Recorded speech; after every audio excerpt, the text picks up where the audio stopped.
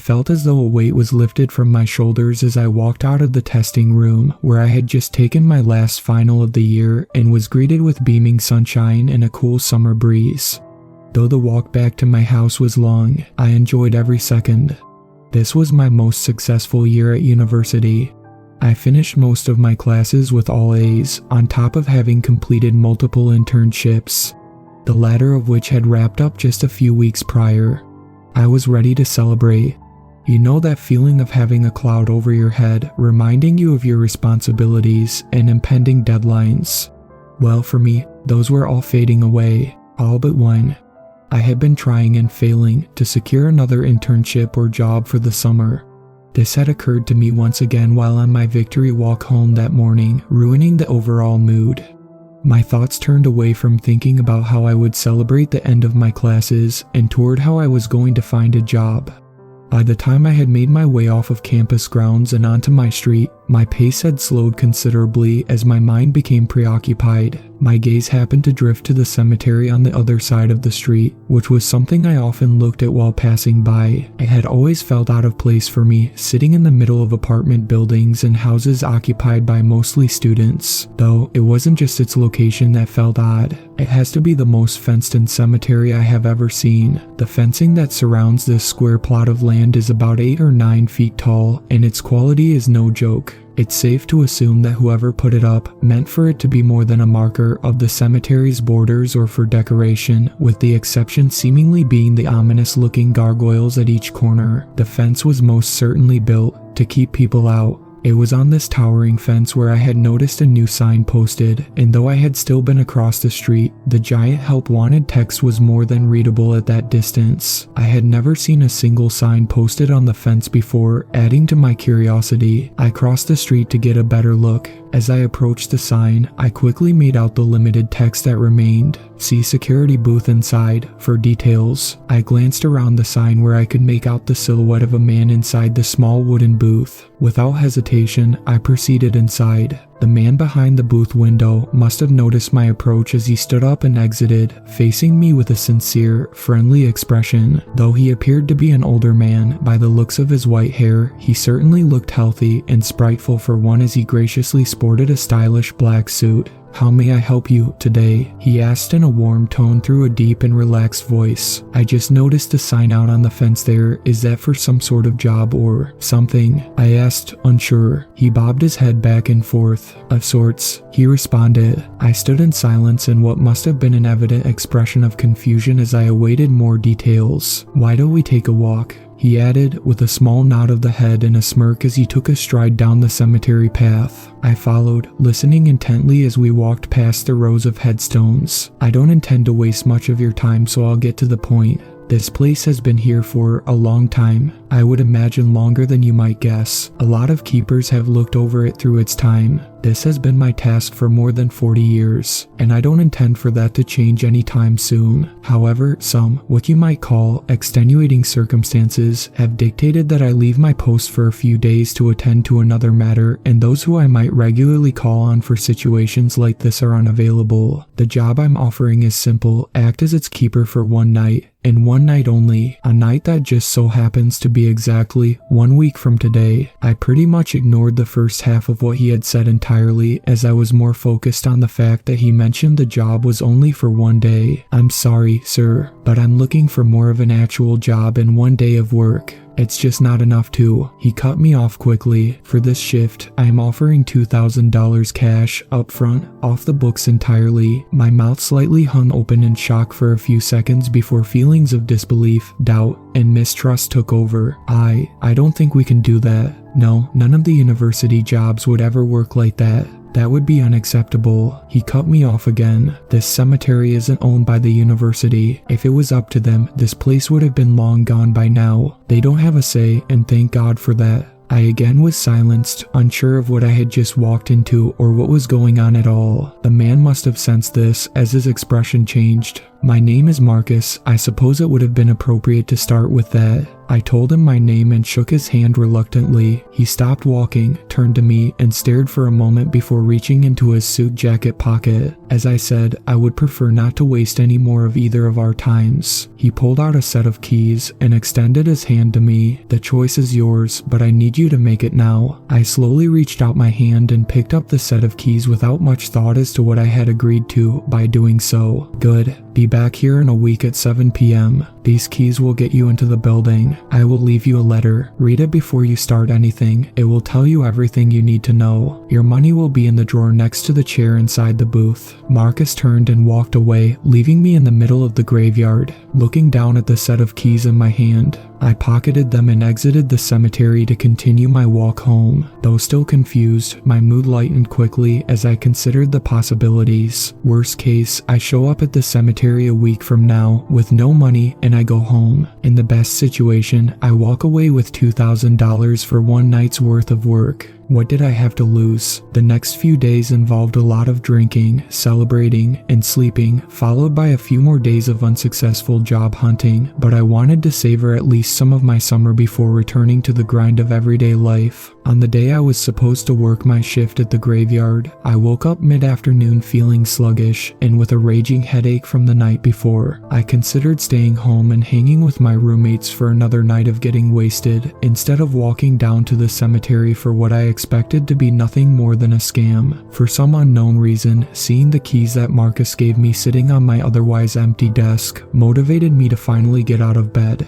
I decided that the 10-minute walk to the cemetery and back was worth seeing if I miraculously found the easiest $2,000 I had ever made. Without much else going on, I decided to head out early and I arrived at the cemetery around 6:30. I waited around for a few minutes before walking into the cemetery gates. I wanted to scout out the area for anything suspicious, and given the circumstances, who wouldn't? I found no sign of Marcus or anyone else who might raise an alarm in my head, so I decided to just go for it. I walked fast and with purpose into the cemetery and towards the booth on the inside. I pulled out the set of keys Marcus gave me, and with some luck, the first key I tried was the right one. I had partially expected none of them to work at all. As I pulled open the door, I caught a rather delightful scent. The small interior appeared simple, yet comfortable and unexpectedly clean. A single chair sat in front of a counter and window in a small square-shaped space. Beside it towered a large wooden cabinet with 2 doors and a lock.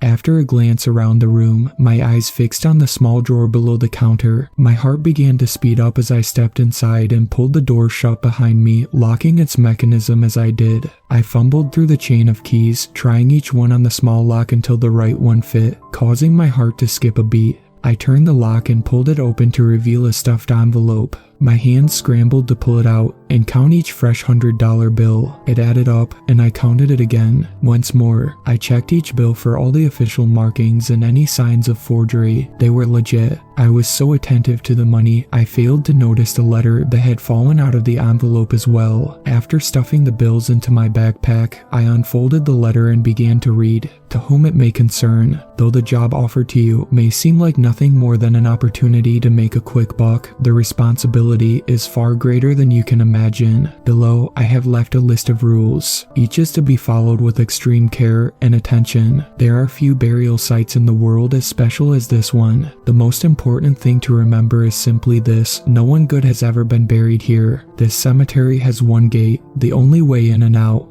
This gate is to be closed by 8 p.m. and kept shut until sunrise. Feel free to shut it sooner. No admittance by anyone, including law enforcement or emergency services, is to be permitted during this time. You, as the temporary keeper of this cemetery, are not allowed to leave these grounds until the sun has risen. The largest key amongst the set you have been given is for this gate. The ghost hunters, as a consequence of being located in an urban setting with a younger demographic in its surroundings, this cemetery is frequently visited by those who call themselves ghost hunters or paranormal investigators. Though the gate should be locked for the majority of your shift, if you are to spot any such individuals entering or otherwise attempting to enter the cemetery grounds, you are to remove them immediately. You are permitted to call on law enforcement for the removal of such people, but as stated, law enforcement is not allowed to step foot inside of the cemetery gates after 8 p.m. Get any intruders out as soon as possible. God only knows what these fools would do if they found something real. The suit. Another key on your chain unlocks the wooded closet next to you. Inside are numerous items, one being a suit much like mine, and a pair of shoes to accompany them. You must change out of your current attire and into this suit for the remainder of your shift. I have guessed your measurements as closely as I could before I ordered it. It may not be the best fit, but it will serve. They must think you're me. You may keep the suit once your shift is over. This out. I have placed white roses on 4 graves within this cemetery. Locate them. Inside the closet, alongside the suit, you will notice canisters of salt. After locking the gate, go to these graves and pour a circle of salt around each headstone. It doesn't have to be perfect, but the one thing you must be careful of is to leave a complete circle with no gaps. After doing so, remain as distant from these graves as possible and never disturb the salt circle. Keep an extra canister of salt with you at all times. The bells, above a few of the graves, you may notice bells hung up in a string that goes underground. These are remnants of an old practice from hundreds of years ago, invented as a safety measure for those who had been buried alive. If the body moved, the string would be pulled, the bell would ring, and a watchman, such as yourself, would know to dig them back up. These bells now serve a different purpose. If you hear a bell go off, encircle the headstone of said grave with salt. Like the others, keep away from the grave. There is another possible situation you may face with the bells. If several begin ringing at the same time in rapid succession, stop where you are and encircle yourself with salt as fast as you can. Give yourself some room, as you will likely not be able to leave your circle for a while. Remain still and do not be tricked into leaving or breaking the circle. 6. The gargoyles. In each corner of the cemetery, you can spot a stone gargoyle. All 4 share the same design, a small body with bat-like wings and a devilish face. They sit atop the stone pillars that meet the ends of the fence. These face inward, towards the middle of the cemetery. If you happen to notice that one is missing, disregard it. If you happen to spot one that has been misplaced, turn away or shut your eyes. Do not give any indication that you know it has moved. None of them will be a danger if you leave them alone. 7. Henry. Near the southwest corner of the cemetery sits a weathered headstone marking the grave of an unknown man. The only lettering left is what must be either the man's first or last name, Henry. No dates or other details are visible anymore. The only thing you need to know about Henry is that if he rises from his grave, on your shift, watch your back and avoid going back to the security booth at all costs. Inside the front pocket of your suit jacket is a small box of matches.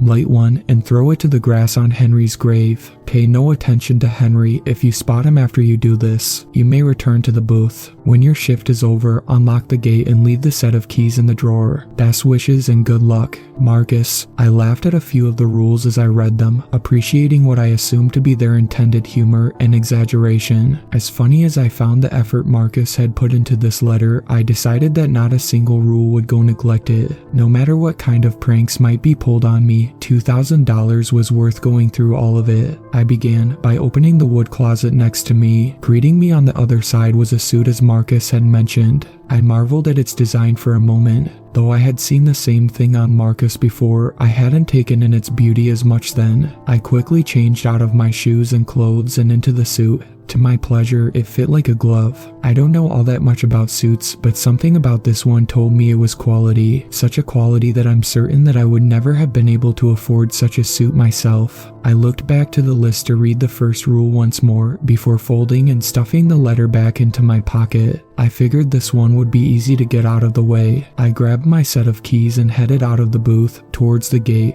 As I approached, I once again looked around in all directions to try and get a glance of someone who might be watching, or Marcus himself. Once again, I saw no one. I attempted to pull one side of the gate shut with only one arm before realizing that it wasn't going to happen so easily. The metal gate was incredibly heavy, and though it sat comfortably on its hinges, pulling it shut took all the force I could muster. I needed a short breather between closing the first and the second. After closing both, I pulled up the largest key and inserted it into the keyhole. As I twisted the key, the satisfying noise of the lock mechanism clicking into place filled my ears. I turned away from the now locked gate and pulled out the letter again. I figured the ghost hunters shouldn't be too bad. I assumed they're a frequent problem for Marcus, especially at night. It isn't all that hard to imagine why this is, especially when considering what Marcus wrote in the second rule. Being that I hadn't gotten a good view of the whole cemetery yet, I decided to take a stroll through the area and look for anyone who might still be inside. While walking, an interesting thought occurred. Of the countless times I had passed by this cemetery when walking to or from classes, work, or anything else, I had never noticed a single visitor inside. I thought that I would have spotted at least someone visiting a relative that had been buried here, but to my recollection, no, I had never seen anyone. I recalled what Marcus wrote in his letter before the rules. No one good has ever been buried here. The thought made me uneasy. What did he mean by that? I wondered. After making a few loops around the cemetery, I confidently concluded that no intruders were remaining. I began to make my way back to the security booth where I planned to mess around on my phone and maybe read the book I brought with me to kill some time. It was on this walk back to the booth that I happened to look down and see a white rose on the ground near a headstone. I casually walked back to the booth and grabbed a canister of salt before returning to the grave and pouring a circle around it. As I generously salted, I wondered if it would hurt the grass. I'm no expert in lawn care, but I was fairly certain that pouring copious amounts of salt on grass isn't good for it. As per my observation, the grass in this cemetery seemed to be nothing short of perfect. Then came the question of why Marcus wouldn't me do such a thing to his beautiful cemetery. I dodged my own question, brushing it off as a silly thing to even ponder. I was here to earn money, not ask questions. After completing the first circle, I moved on to locate and eventually encircle the other 3 with salt. I nearly used the entire canister I had just opened to complete the circles, going off of Marcus's rule to be most assured that the circles had no gaps. After all 4 were complete, I retreated to the security booth. After reading the letter over again, it seemed I had completed everything I would need to do. The gate was shut, the graves were accounted for, and no intruders were to be found. The next several hours went by quietly and uneventfully. I played around on my phone, texted a few friends, and read a couple of chapters in the book I had brought. I decided against zoning out and listening to music, not because I believed a corpse was going to pull the strings on a bell, but because I didn't feel all that comfortable sitting in a dark cemetery alone at night, sitting in a lit up, tiny little booth. Eventually, I got bored of sitting around and took a step outside of the booth to get a breath of fresh air. A cool night breeze greeted me as I exited the booth. With the buzz of the light inside no longer clouding my hearing, the only sound to be heard was the soft chirping of crickets. I leaned back against the booth wall and began to take a long sip of my energy drink when the sharp, piercing sound of a bell broke the silence and scared me half to death. I dropped the rest of my drink and spat out what remained in my mouth. The sound came from a few dozen feet away, but I couldn't see its source in the dark.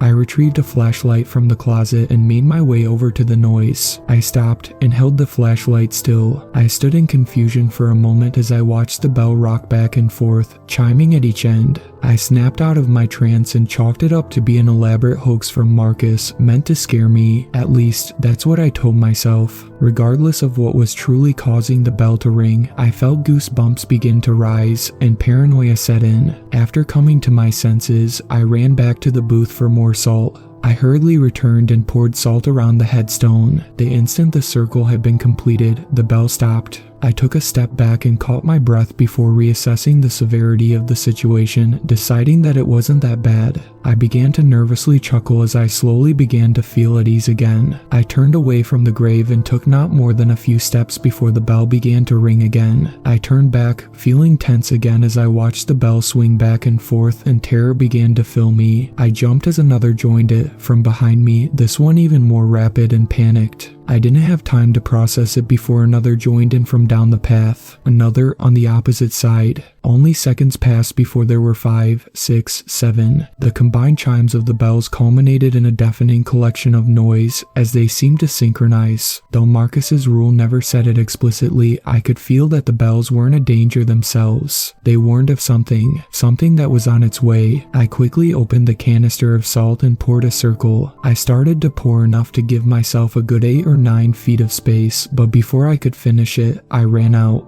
I rushed to spread the salt I had poured to complete the circle, brushing the ground like my life depended on it. After about 30 seconds, but what felt like an eternity, I finally completed my circle. I leaned back, falling onto my rear as I caught my breath and calmed down for a moment. I took deep breaths, trying to calm myself down when every single one of the bells stopped at once. The entire cemetery went silent. Not even the chirps of the crickets remained. I felt compelled to hold my breath to avoid making a noise. My eyes darted all around me, and I kept my head on a swivel, fishing for a sign of something. This silence alone sent me into a panic, and I began to hyperventilate where I sat. I knew something had to be watching me. I felt like I was being watched all around, yet I couldn't see or hear a thing. Eventually, my eyes made their way to the corner pillar of the fence in front of me. My heart skipped a beat and a shiver rolled down my spine as I noticed the gargoyle statue that had been at the top was no longer there. I stood back up and shifted my gaze from one corner to the next.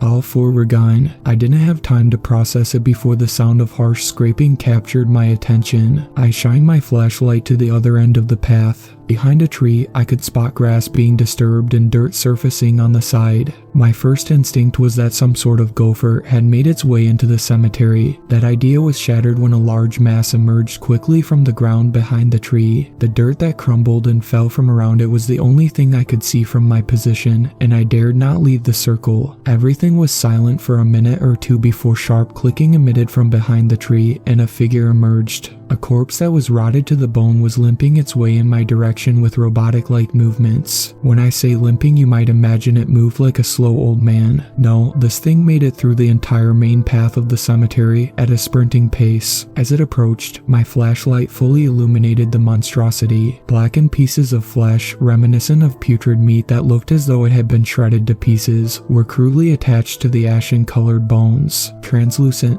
pale, string-like tendons hung loosely from the corpse and thrashed around as it closed in on me. From its ribcage, shriveled organs dangled and moved in the open. Its skull, with the same ashen color as the rest of the skeleton, was missing a jagged piece from the top of its right side, and from its left, a horn protruded. A horn that somehow looked like it belonged. Its jaw and teeth looked to still be perfectly intact and perfectly white, but from them, a black liquid oozed and dripped to the ground as it walked. As it approached, I looked around me for something to do, somewhere to go. My feet shuffled back and forth, aching to run, but I restrained myself from leaving the circle. It kept its pace until it stopped dead in front of the salt circle, mere feet away from me. I had to catch my balance as I nearly fell back and out of the salt circle, dropping the flashlight from my shaking hands in the process.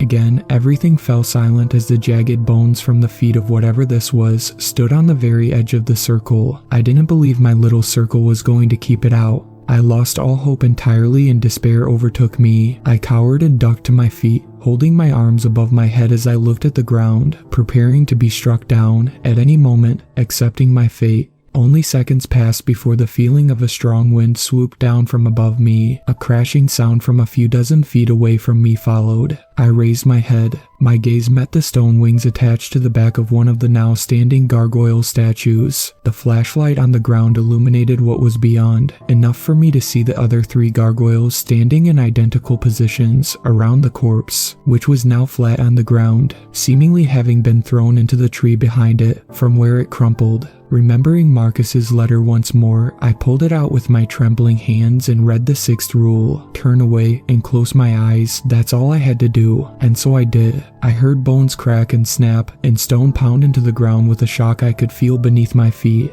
I heard flesh being torn away like the membrane from a rack of ribs. I heard liquid spurt and splatter onto the grass like water from a sprinkler. I only looked back when the sound ceased. One gargoyle remained, its arms holding what were now disorderly remains, the deformed, detached skull neatly placed on top. I looked to the corners of the cemetery to see the other 3 gargoyles had made their way back to their original places. I turned away from the remaining gargoyle. I picked up my flashlight, and after a moment of hesitation, I finally took a step outside of the salt circle. I was still very much shaken by the quick sequence of events, but I concluded that the gargoyles weren't here to hurt me, or at least that I would be fine if I stayed out of their way. I let out a deep breath and felt the tension leave my body while I walked back toward the booth. I made it halfway there when the hair on the back of my neck stood up. I felt myself tense up again. Somehow I knew something was wrong. Somehow I knew someone was standing behind me. My intuition was immediately confirmed by a sinister laughter that crudely broke the silence. A mischievous voice whispered between giggles, "You shouldn't have left your little circle." I slowly turned around and shined my light on the towering man standing in the darkest part of the cemetery between a tree and the fence. His thin, scrunched shoulders matched the level of his skinny head and bounced up and down as he laughed, something he couldn't seem to control. He looked to be alive, yet more diseased than I imagined anyone could look.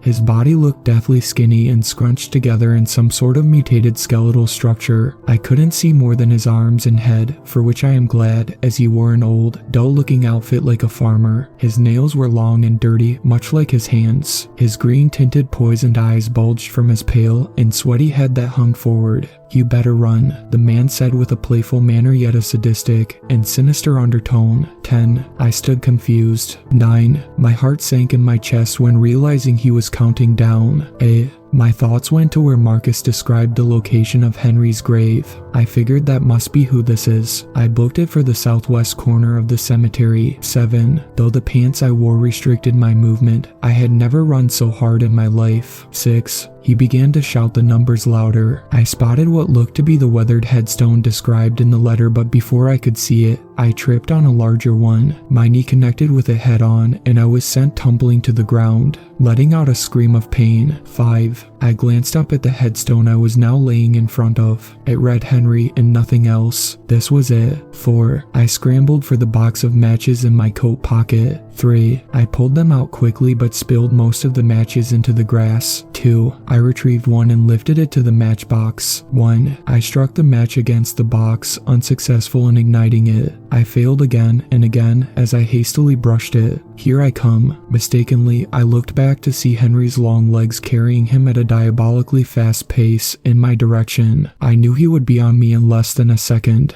I snapped my head back to the match and box, failing one more attempt before reactively covering my head with my arms, ready once again to be struck down. A strong thud hit the ground right next to me. I flinched and rolled over, once again facing the back of a gargoyle. All four had come down and placed themselves between me and Henry. The two in the middle held him in place as he attempted to reach past and grab me. I took the opportunity and continued to strike the match. "No," Henry muttered in fear. "No, no, stop. Stop," he commanded, before breaking down into nothing but incoherent screaming. I ignored him, finally striking the match and dropping it to the grass in front of me. I fell back as green flames ignited on Henry's grave. He subsequently fell silent. When I looked back, the gargoyles were gone, and all that remained was Henry standing lifeless, head hanging, and arms dangling in defeat. When I got back to my feet, I looked away from Henry and walked towards the gate. I was tempted to look back, and when I did, he was gone entirely. I gathered my things from the booth and sat with my back against the fence until the sun rose. When it did, I unlocked the gate and returned my set of keys to the booth. I walked as fast as I could out of the gate, down the street, into my home. I didn't sleep when I got there. I don't think I slept for a few days no matter how hard I tried. Over time, it got better, for the most part. I still see Marcus at the cemetery gates when I pass them from time to time. I know he recognizes me. He smiles when he sees me. I haven't talked to him since the day I met him. I don't know what I would say if I did. I have nothing to say. I haven't said a word about this to any of my roommates or friends. I don't know how I could bring it up. I don't know who in their right mind would ever believe me. Whenever I sit alone in my room in the dark, the stench of rotting meat seems to find its way back to my nose, and the auditory hallucination of clicking bones wakes me from the deepest of sleep. When I shut my own eyes, I still see Henry's own green, diseased pair of eyes staring back. Whenever I'm drifting off, I'm interrupted by a countdown from his whisper, 4, 3, 2, 1.